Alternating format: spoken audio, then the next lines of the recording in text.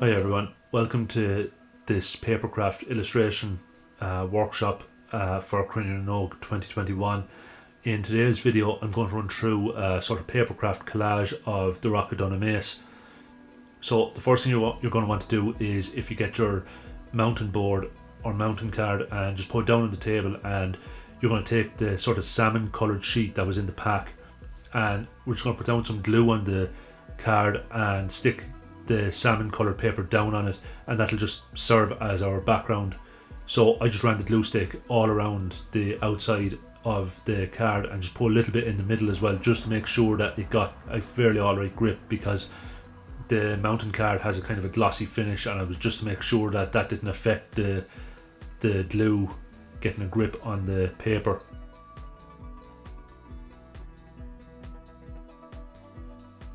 So just try and line it up as best you can. Now I think the paper is a tiny bit bigger than the card, so that actually works in our favour, because it means that you don't have to be mad precise trying to get each edge lined up. I think it overlapped the card by the tiniest little bit, so it just made our job all the easier. So once you have that done, you can leave it to one side, and what you're going to want to do then is you're going to get the lightest pink in the pack, put that down, and then you're going to put the photo of the Rock of Dunamase over it. And at this point we are going to ruin the photo because we're going to be drawing over it. So before you start, I almost went out here and forgot, but make sure and just put some weights on it, like maybe a cup or a bowl or something, just to stop it moving. You could use tape, but the reason I didn't want to use tape was I was afraid that it might at some point stick to the coloured paper and it'd end up ripping it or damaging the surface. So I just put some stuff on it that I had in the studio. Also just line it up as well to make sure it's fairly square with the coloured paper. And then what we're going to do is we're going to get a pencil, and we're just going to trace over each section of the photo. So starting with the old fort itself. Now straight away here I made a mistake. I started off on a higher section than I meant to, so in a minute I'll bring it down just below the hedge that's on the left.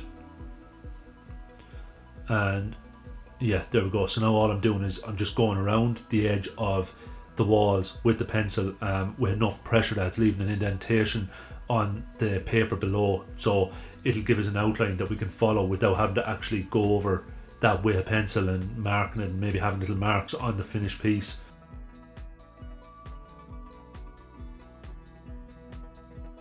When it comes to the gatehouse, it's just under my hand there now, just to the right of my hand. When it comes to that section and you're working on the lower layers, the background layers, what I just did was I drew a really kind of rough line straight through that, again with enough pressure to make a mark on the paper below, but you just want something going through it so that when the background layers go down, they're still going behind it, they're not just stopping and you have this gap. So just draw a line straight across that, or a fairly rough line, so you know, it can represent maybe the ruins behind it or a bit of a hill.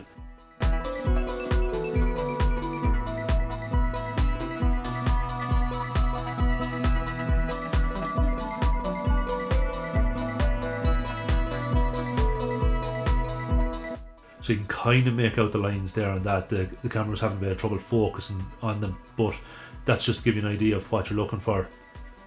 So the next step then is to start cutting this. Now I'm using a craft knife. You'll be able to work away with scissors as well. There could be a couple of sections maybe where you might need an adult's help, whether it's with the windows, or if you felt the knife was a better option, maybe just get an adult to give you a hand with that, because these knives are incredibly sharp. So once you have your trace, kind of the sort of press or whatever from the pencil going over the lines done, you just start cutting it away. And I wanted to just make sure it was going to look fairly okay, so just straight away here I kind of cut off a whole corner. Now try to save maybe the upper half of the paper, like the kind of say waist or whatever's not part of the fortress, because you'll be using that, a little bit of it, for shadows later on a section. So you can just see I'm cutting out one of the windows here, and I'll show you how to put shadows into the windows as well a little further in the video.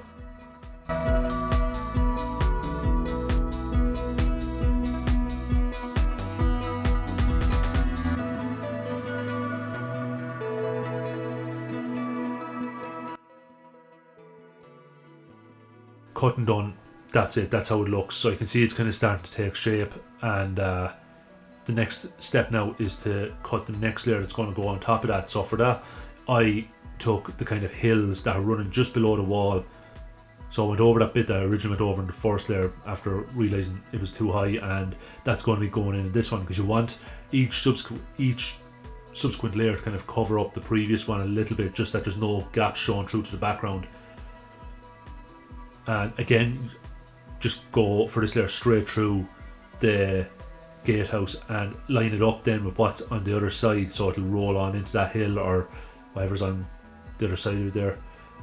And I was just checking there, so you can see it's the slightly darker pink for this one, and then for the next layer it will be the red that you can kind of see to the left there in the bundle behind the glue bottle, and then the darkest red will be the very front layer in the foreground. So I'm just going around the gatehouse here then, so I have the bright red paper put in underneath it this time, and I go around the gatehouse almost entirely except for the archway. I cut that out and I leave out the shadow as well until we come to the darker layer for that.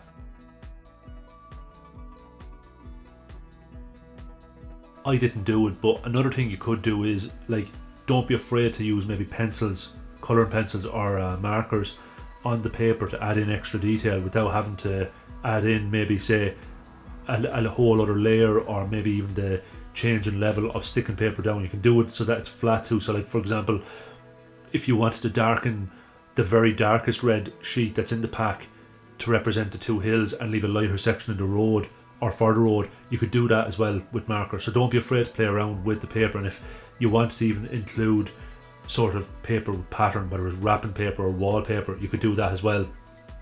Yeah, you don't have to stick rigidly to just these 4 layers.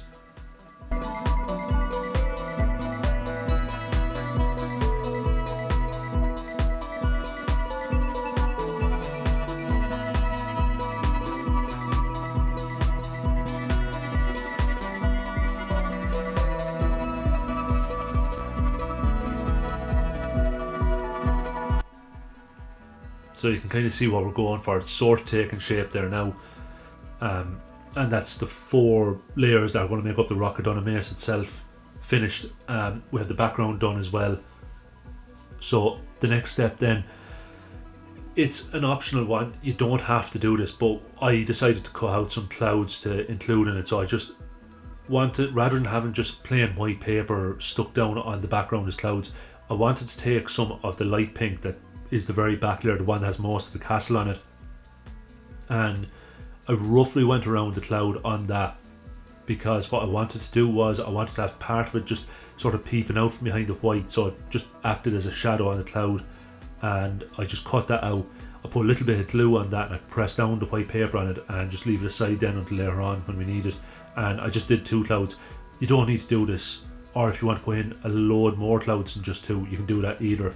And they don't all have to be these kind of nice fluffy clouds. They can be kind of wispy, kind of sort of thin clouds as well if you want, you know. So that's, don't be afraid to play around with it. And the same as like with what I was saying about the main part of the picture, like, don't be afraid to use paper that has pattern on it if you want, or even newspaper for something like that, just for something different. So here I want to add in the shadows onto the fortress wall, and originally where we took the lightest pink and went around the castle wall and that, we're taking the next darkest pink now, and we're just going to go around the inside of the arches where the shadows are. Now thankfully there's only 2 little windows or openings where there's light coming through that have a sort of a thin arch to the side. Most of them were actually completely in shadow, so it was very easy to cover or to make the shadows for them and cover them up, because it was just a case of cutting out a little square and sticking it down on the back of the light pink layer. So you'll see here now in a sec what I'm on about.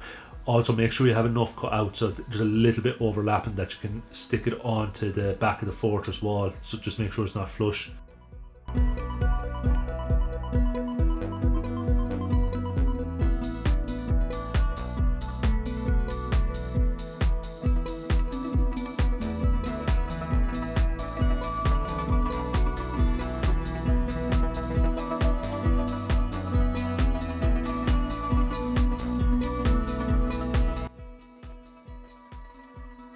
and just flip the background layer over, put a little bit of glue on the back of it, and then just gently press down the darker pink and it'll serve as shadow. And that's that layer done. So we're going to do the same thing with the gatehouse layer now. We're going to take the photo and put it back on the darkest red and just go around the inside of the arch and overlap it again a little bit. You don't, the side to the left of the arch, you don't have to be too careful with, because that'll be overlapping, so you do want it a little bit out over the line.